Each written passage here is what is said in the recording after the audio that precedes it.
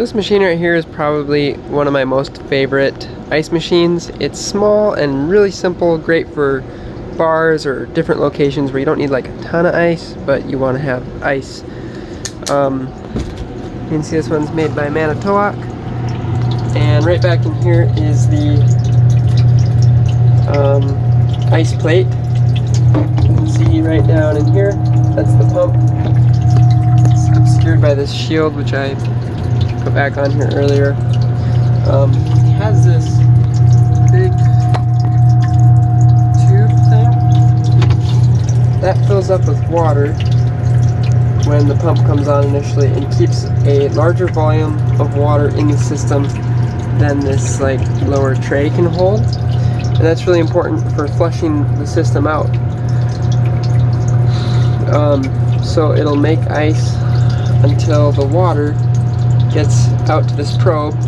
Once there's continuous contact with water on that probe for 10 seconds, the system will switch into a harvest cycle, which causes the pump to shut off. And when the pump shuts off, all that water that's in that pipe dumps down into the bottom of this thing. And right back behind there, it's really hard to see there. See that little cap thing? It's a little cap that goes over the top of this standpipe down here. When the water overflows up past the edge of it, the water is able to flow up and down, creating a siphon which sucks all the water out of the reservoir down to just like the last half inch or so. And that's a good way to flush the reservoir out every single freeze cycle and just keep the mineral amounts down pretty well. Because when you're making ice like this, flowing the water over the evaporator, only the water freezes and all the minerals are left dumped down in there, which is why ice machines can look and smell like fish tanks, but they're actually producing really nice clean ice. I'm adjusting the probe on this thing so that the walls of these will be around, I think it's supposed to be like an 1/8 to 1/4 inch thick. I think I need to loosen that. Here's how you adjust that. I'm loosening it a little bit so it gets closer to the water. I'm gonna wait a full like 15 or 20 seconds before I adjust it again. I had screwed it out really far because it was having a lot of trouble harvesting too soon. But now that looks like about the right amount of ice on the evaporator, I kind of want it to harvest, so let's adjust that in again. I have a feeling that's going to switch it into a harvest.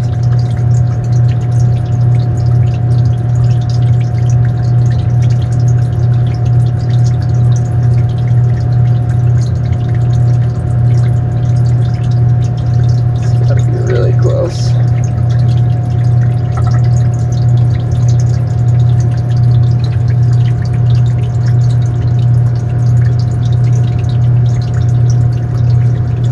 Anyways. Okay, so there we had 10 continuous seconds of contact. See how the evaporator, the temperature changed a lot. That water just let go. So now all the water is being siphoned out. That was the water just getting sucked down that tube. See, this gets just drained over here. Now, what the unit down here is doing, the compressor right back there is still running, but it's sending the hot gas instead of to that coil. It's re-diverting it and sending it up here to the evaporator, which is causing all this sheet of ice to warm up and melt. And as soon as this sheet of ice is melted enough to slide off, which you can see it's slowly sliding off as the contact breaks there, it's going to push this lever, and there's a little sensor in that corner, and that momentary open and close action of the sheet of ice falling is what triggers the unit to go into another freeze cycle. Yeah. So So if you feel the evaporator at this point, it's a little bit warm. And it is now going to switch into a freeze cycle because obviously the unit's not full. How this unit verifies whether or not it's full, once there's a pile of ice in here, that second sheet of ice is actually going to fall off, and it's going to hold this lever open because it's going to hit up against the ice. When that lever is held open, then the ice machine knows that it's full and it will shut down completely. So our pump is energized. This has our float swing right here. It'll drop down and slowly going to fill up this reservoir again, and then the system will continue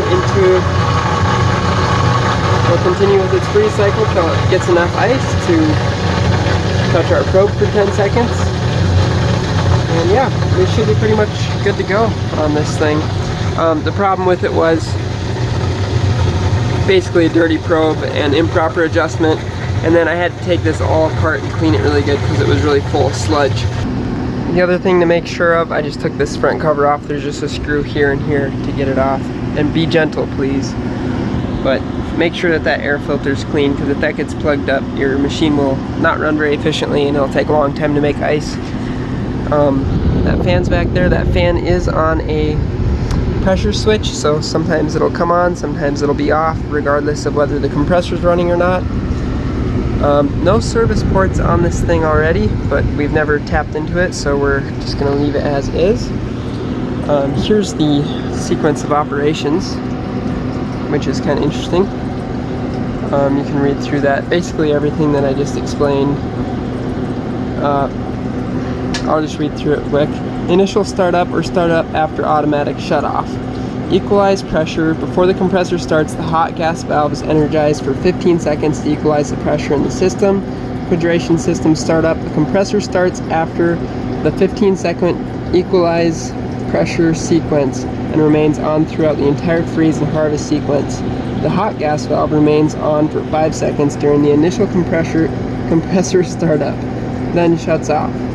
At the same time the compressor starts, the condenser fan motor, air-cooled models, is supplied power throughout the entire freeze and harvest sequence. So the reason they say air-cooled models is some of these will have, instead of this coil, they'll have like a tube that the copper lines go into, and then your water line will come in to a solenoid valve and into that cooler, and then it'll have a drain on it, and they'll pull that heat off by warming up water as it runs through there, and then you don't have to deal with, you know, air filters, and never plugs up or anything like that. So this is an air-cooled model. So yeah, that's the MA cycle on and off. The compressor and condenser fan motor are wired through the relay. As a result, anytime the relay coil is energized, the compressor and fan motor are supplied power. So if we look at our wiring diagram, we can see our relay, and in real life it's right here. And that relay brings on our compressor and gives power to the fan motor, but it's going through that switch. Here's our control board.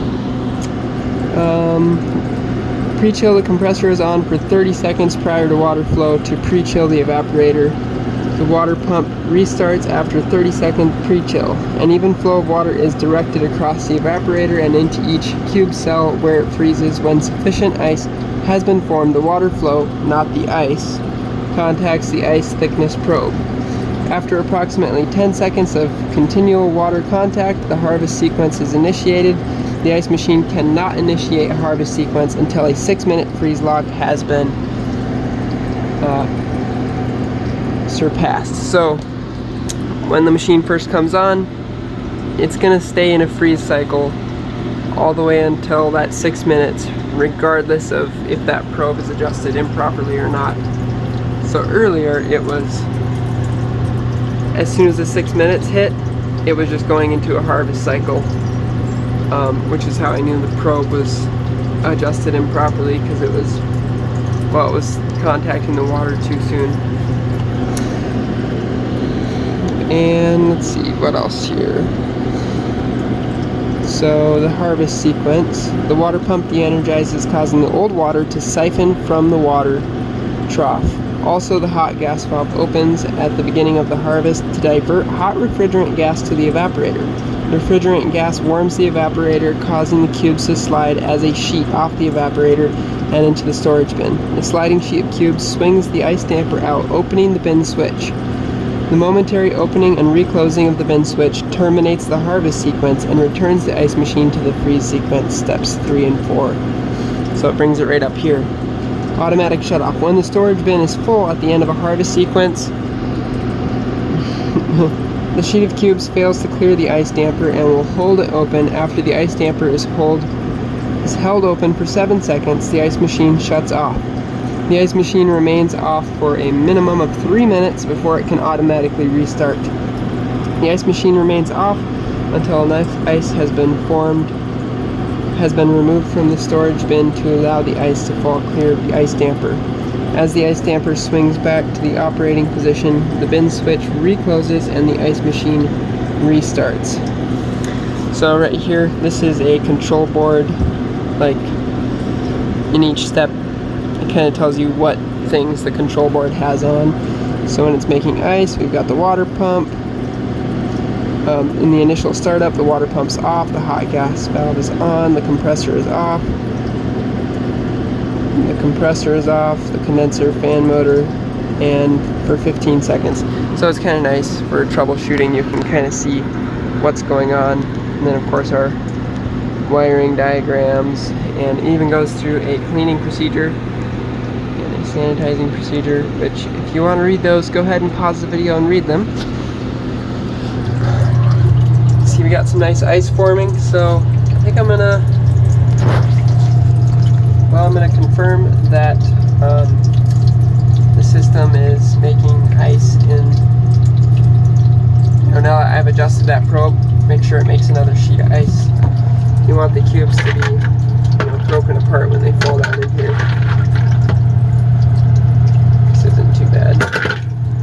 So, anyway, hope that you enjoyed that overview. It became kind of long. Probably shouldn't have read all that stuff. But that is all. Hope you enjoyed. Talk to you later.